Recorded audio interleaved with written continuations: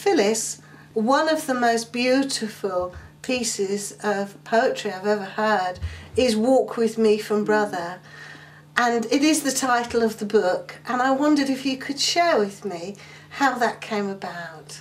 Yes, with pleasure. Yes, Walk With Me is possibly one of my favourite parts, one of my favourite things that Brother gave to us as well.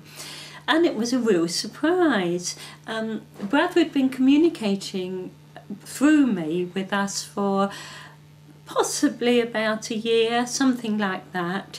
We had started recording, but it was very primitive recordings. We had an old tape recorder and with a microphone plugged in, and it used to be a very quiet voice at that time. So Stella used to have to push this microphone right in front of my mouth because of trying to get the recording. And then we'd get this not very good recording, but it was enough to take the words from the next day. Now, this particular day, Brother had been talking to us and been helping us, and I can't tell you the wonderful feeling and the wonderful atmosphere that there is.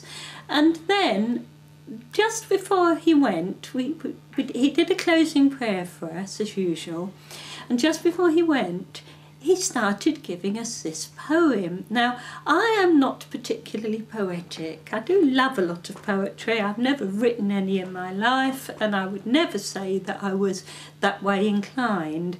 And these verses, I think there's 5 of them, they just came just straight off, you know, line after line. That they came as they are, and as they are recorded now.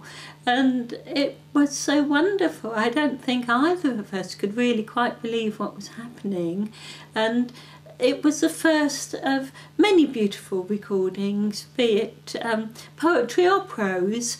And of course they were the forerunner to the ones that we feel are the ones that are really worthwhile in really every day, not just the time they were given, the much deeper wisdom that he gives to us now, and that we in turn are passing on through Walk With Me, the book, and indeed through the other books that will be following. Thank you, Phyllis.